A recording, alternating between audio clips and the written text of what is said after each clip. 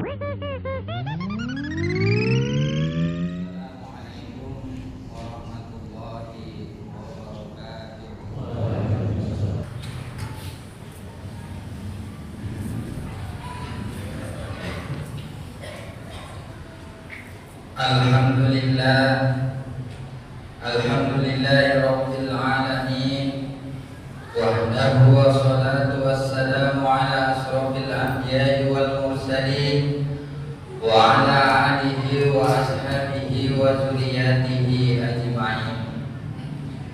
Asyhadu an la ilaha illallah al-malikul haqqul mubin wa asyhadu anna Muhammadan abduhu wa rasuluh.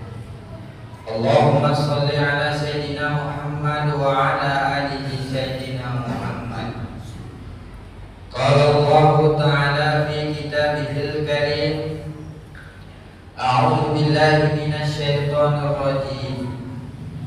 Ya ayyuhalladzina amanu taqullaha haqqa tuqatih wa la tamutunna illa wa antum muslimun. Wa qala aidan, a'udzu billahi minasy syaithanir rajim. Innallaha wa malaikatahu yusholluna 'alan nabi. Ya ayyuhalladzina amanu shallu 'alaihi wa sallimu taslima. Shadaqallahul 'azim wa shadaqa rasulun nabiyul karim. Walhamdulillahi rabbil alamin. Dengan mengucap alhamdulillah, banyak-banyak kita mengucapkan rasa syukur kepada Allah Subhanahu wa ta'ala yang begitu banyak memberikan nikmat kepada kita semua, baik itu nikmat jasmani, nikmat rohani, bahkan nikmat kesehatan dan keringanan langkah, sehingga kita bisa berkumpul di rumah Allah ini untuk bersujud, bersimpuh dengan kesalahan kita semua, untuk melaksanakan sholat Jumat yang akan kita laksanakan. Dan tak lupa pula, marilah kita memperbanyak sholawat atas junjungan Nabi besar Muhammad sallallahu alaihi wasallam. Allahumma sholli ala sayyidina Muhammad wa ala ali sayyidina Muhammad. Mudah-mudahan dengan memperbanyak sholawat kita di padang mahsyar kelak mendapatkan syafaatnya Nabi Muhammad sallallahu alaihi wasallam. Takwa merupakan tameng perisai bagi orang yang beriman untuk menghadapi dunia yang fata morgana. Takwa merupakan ajimat penyelamat dari godaan setan yang menyesatkan dan menyesatkan.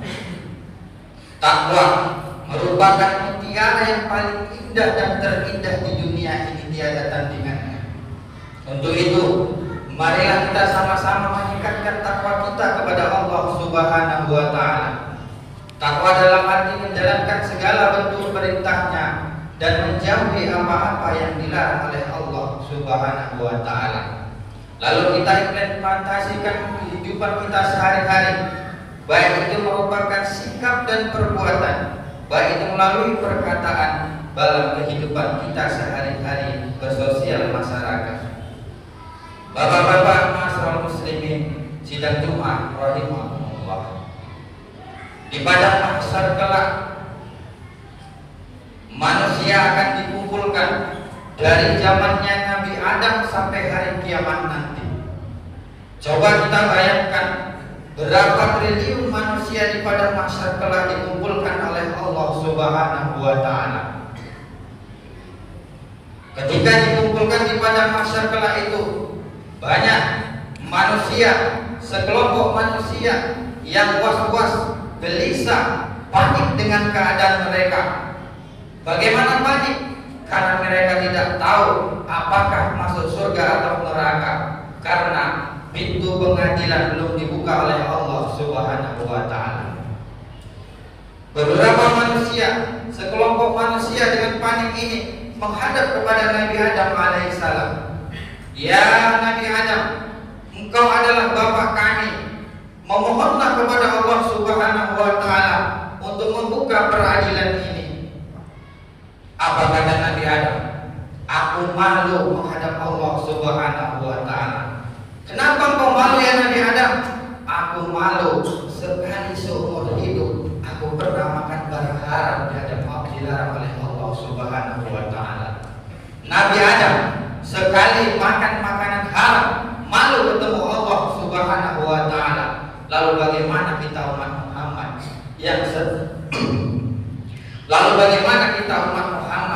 yang yang bukan haknya kita ambil, yang bukan milik kita ambil, baik itu uang, baik itu apapun itu yang bukan milik kita. Bagaimana nanti kita kelak berhadapan dengan Allah Subhanahu wa ta'ala?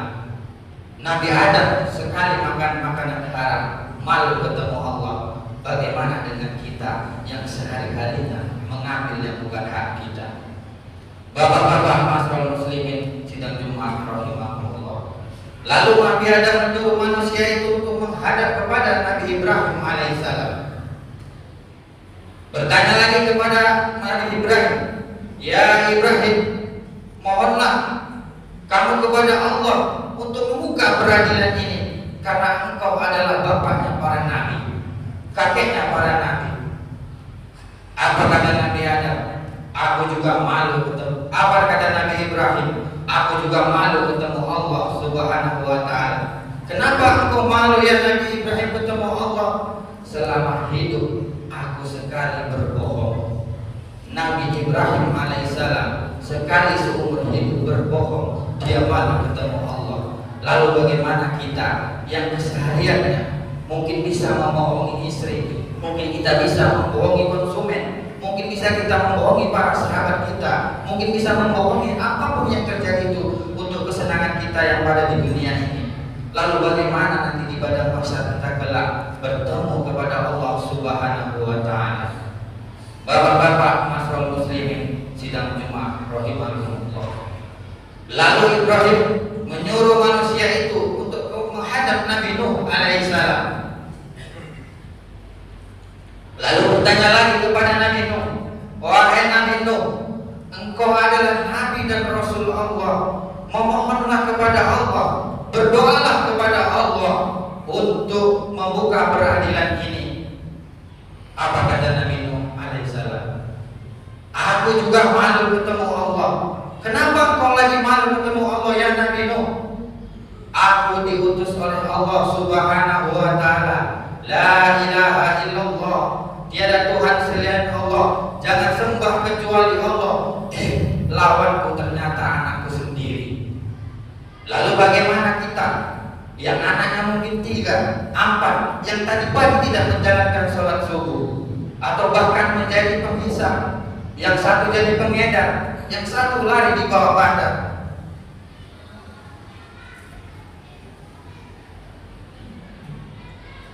Bapak-bapak masyarakat muslimin sidang Jumat rahimakumullah.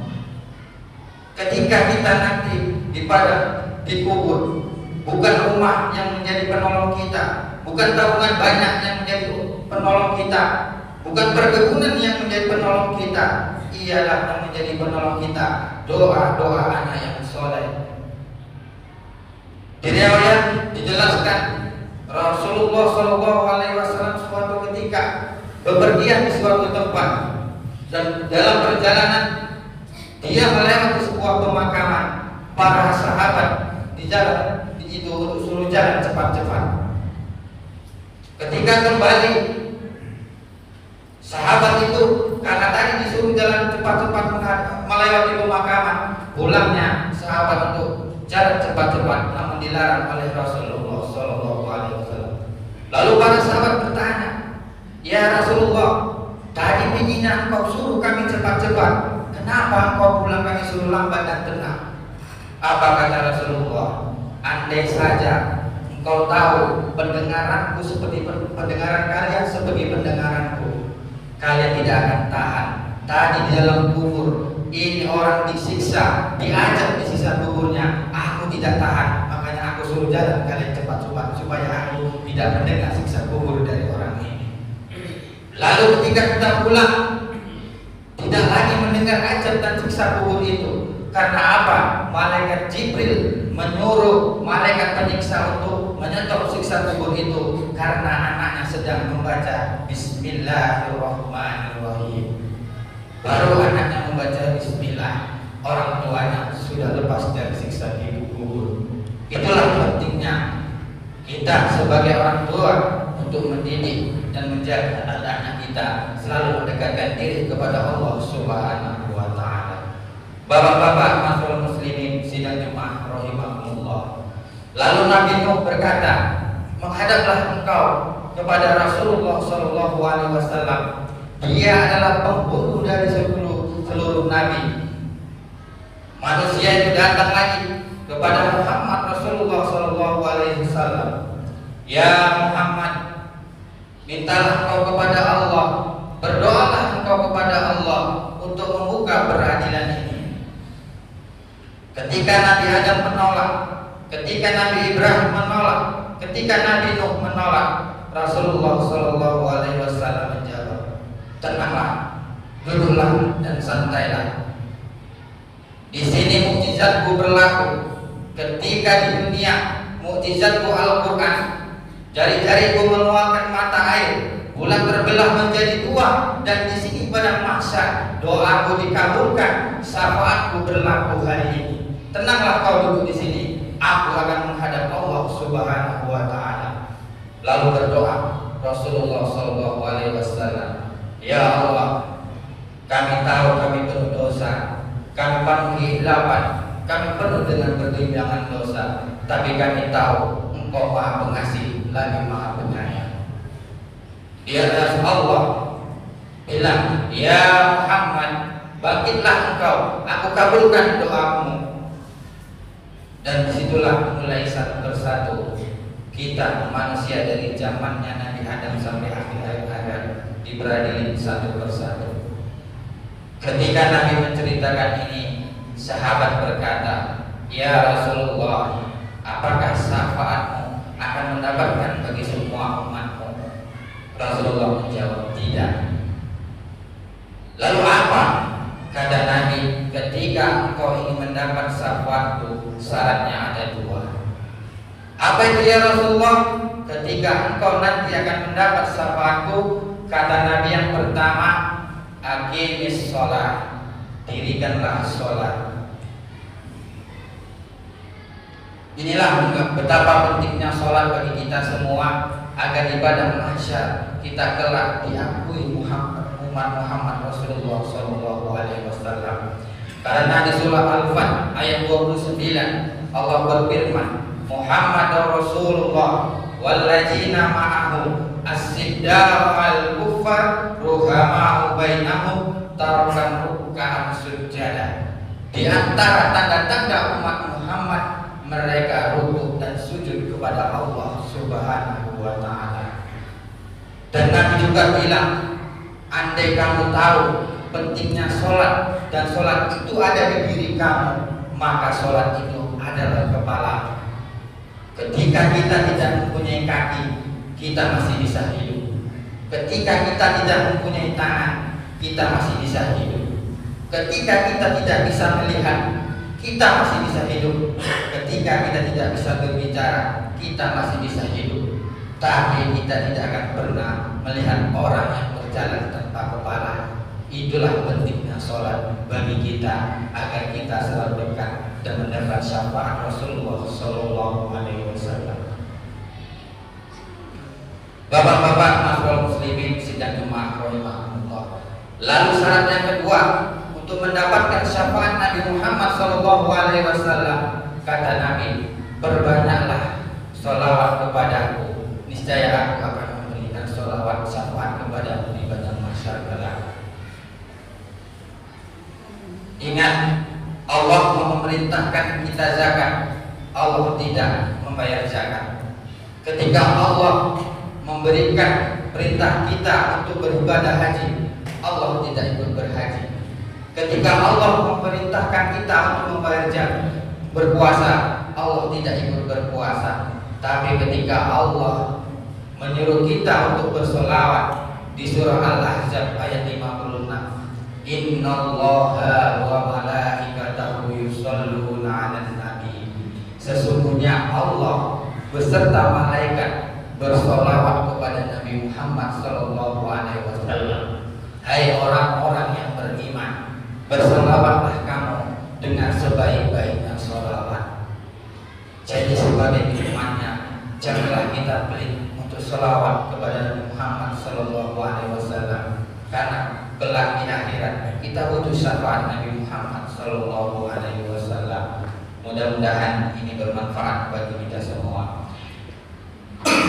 Barakallahu wa lakum fil Qur'anil azim wa nafa'ani wa iyyakum bima fihi minal ayati wa dzikril hakim fastaghfiruhu innahu huwal ghafurur